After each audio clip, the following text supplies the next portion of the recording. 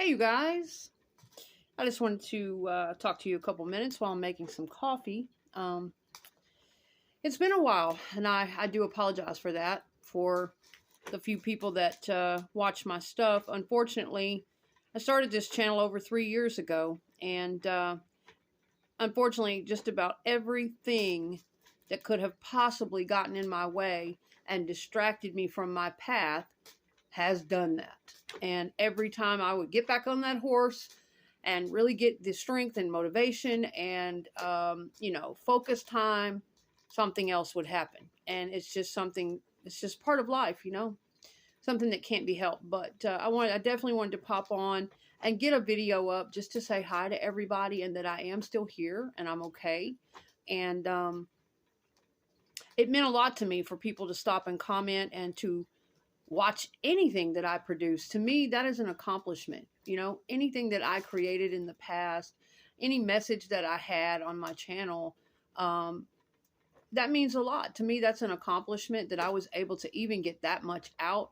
And it's not something I want to give up on. It's really not. And so I am fighting those energies. I can say that things have changed for the better in the last few months, especially since Christmas. And I'm happy about that. I'm grateful. And I really want to get back on that horse again. And I believe that we shouldn't give up on things in this life that we really feel a calling to do, that we really want to do. We should go towards that no matter what, even if it's looking ridiculous or even if it's not looking very practical, that it's not going to pan out.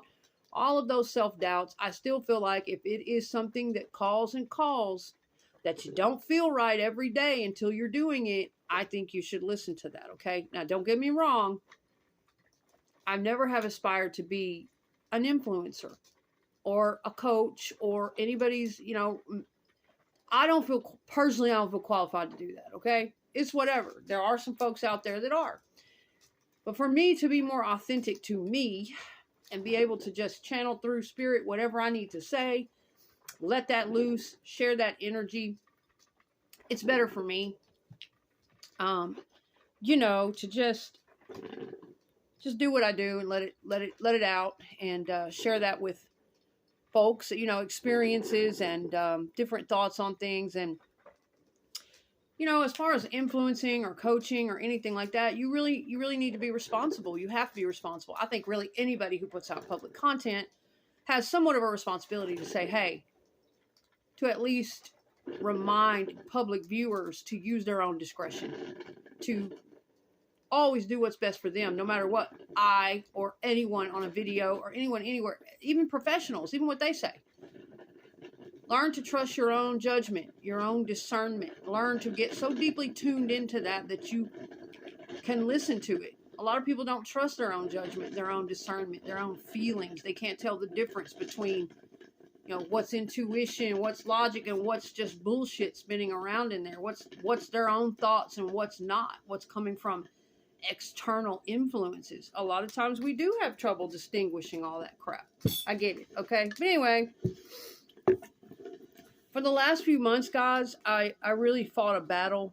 In a way, I was feeling sorry for myself, I guess, which that is not something that comes naturally for me to do. I guess for once in my life, I was finally feeling my own pain and my grief and like, wow, look what has happened to you. And how dare this happen to you? How could this happen to you?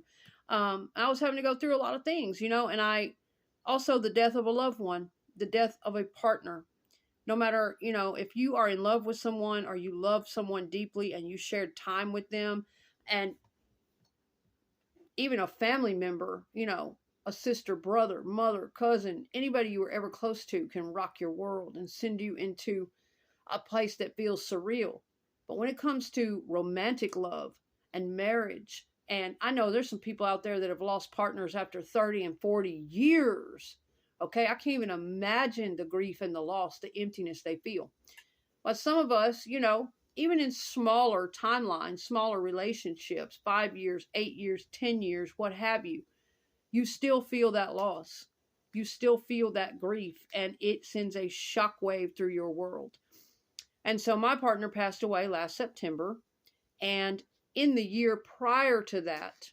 You know, sometimes caretakers and loved ones go through a lot of the grief process and the shock long before their person ever passes, watching them suffer from cancer and terminal illnesses and watching everything that your loved one has to endure, and sometimes you getting exhausted being the caretaker, and all of those things can go on. And a lot of times when people are dying, they're about to pass out of this world, they can't always think rationally. They don't always act the way we think they should act, or the way we think we would act, until we are facing that day.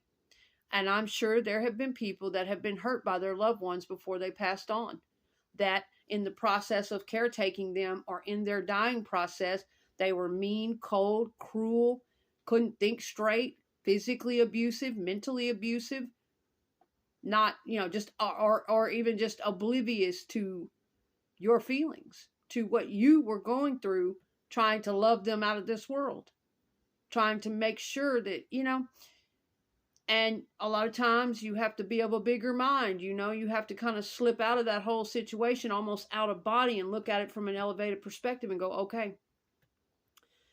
okay, this is beyond me. I don't understand this. It hurts, but I'm not going to hold you accountable right now, because I can't imagine the fear you must feel about to pass out of this world, being given a terminal diagnosis, struggling to breathe every day. Your whole life is over and blinking before your eyes, and you're on this countdown to pass out of this world, and trying your best to maybe hope it's not true, or to hang on. I can't imagine what it would be like to be in the mind and feeling of a terminal person. So, and my partner didn't want to discuss a whole lot of it. I don't know if he was in denial. I knew he had to have been scared, but he was the type he was alcoholic.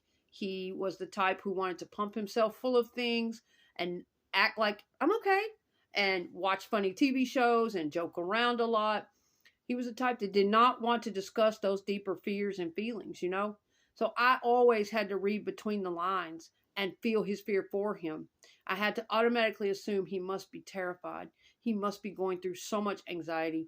And I would try, I wasn't perfect. I was going through a lot at the time too, those last few months with him, but I would try to just override and read through that surface energy and just be there, just quietly hug, hold, comfort, give off that extra energy, that healing, the best that I could, because what can you say?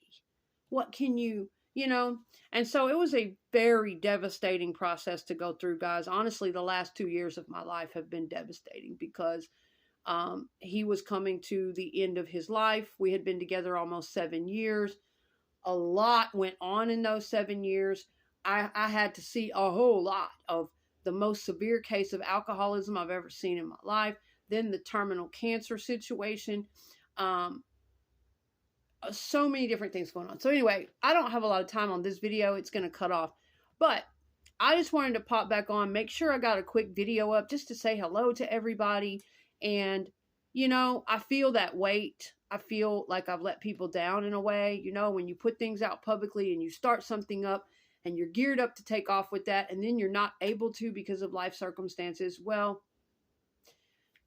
but I do hope to come back, and I've just been tussling with which direction I want to go. Actually, what videos do I want to make? What do I want to tell people? And how can it be in a way that actually reaches people, or actually helps people with something in their day, inspires them? That is kind of a thing inside me. Not only just to be able to express my own emotion and spirit and get that off my chest, because it helps me get through my day, to have a project like this that's my own, going through this world every day and what we got to do to survive and all the things. It really does help to have something that's your own, that you created, that you turn to, that gives you higher feeling, higher purpose, of course. But anyway, so I've just kind of been tussling with which direction I want to go. The videos I made in the past, every single one of them meant something to me. I don't care if it was me just talking about anxiety or narcissistic abuse or my childhood, or me talking about Gia Karanji or Mariah Carey or the Shanann Watts case. Every single one of those videos and what I was saying within them meant something to my soul in some way, shape, or form, came into my life and moved me in some way, inspired me in some way, and I had thoughts on it, so I went that direction. Where I'm going to proceed to going forward, I don't know, but I know I have something to share. I know I have something to give and offer. And I just feel like if you've got that calling on your heart, you shouldn't let anything beat it out of you. You shouldn't let anything tell you you can't. I don't care how ugly, dirty, down and out, hopeless your life circumstances are, okay? But yeah, so I was put in a position after my partner passed away, a very hopeless place in my life. And I've had to fight like hell to come back from that. But I would love to share with you guys the miracles that can happen, even when you're at your darkest. Because I was eventually pulled out, okay, and given better opportunities. But I was in a place where that I couldn't see that light anymore. I had no hope for that happening for me. It was very scary to be down there, okay? But I do want to share that in coming videos, okay? I want to spread some kind of hope for people. And a lot of times it's hard for people to listen to it from just anybody. A lot of times it's hard to take that in. It sounds cliche. It sounds like crap. Believe in yourself and this will happen. Vibration and manifest and this, that, and the other. But let me tell you something. It was very real for me. I can attest to that. I can testify to that, and I can share some of those experiences. It's not just a cliche, okay? That stuff is really real. It was really real for me.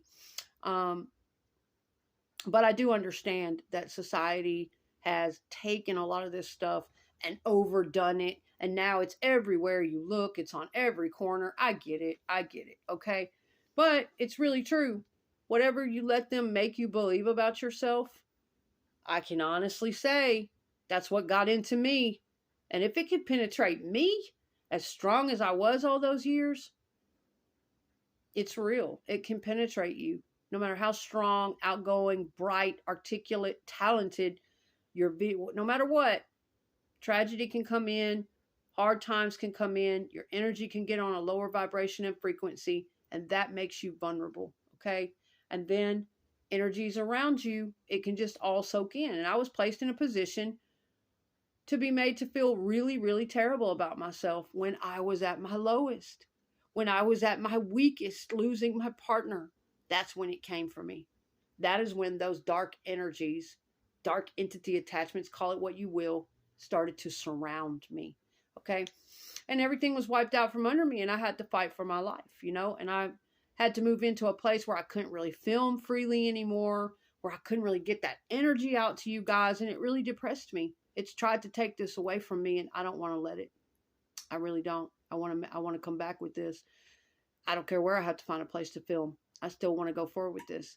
Love you guys. I hope you're all doing okay. And I'm going to still keep thinking about which direction I want to take with the videos. Sometimes we start things in life and that doesn't make us a bad person or a failure, that we can't continue to go that same direction we were going. Sometimes we need to change it up a bit. We are always growing, rebirthing, moving different directions, okay? And that's okay. Don't let yourself sit there and feel like a failure and then hide from the world and don't get back up anymore. That's toxic shame. That is an energy and it will keep you down there. I'm not saying be some ass who has no shame at all or who has no conscience. A lot of people mistake that. They think it's arrogant and selfish when you can rise back up and tell shame to fuck off. But sometimes you have to. It doesn't make you arrogant. It makes you believe in yourself again. That you're human and you're going to make fucking mistakes. You're going to have letdowns. You're going to have things that you hoped with all your heart that you intended to carry out, but you couldn't. That life circumstances destroyed that for you.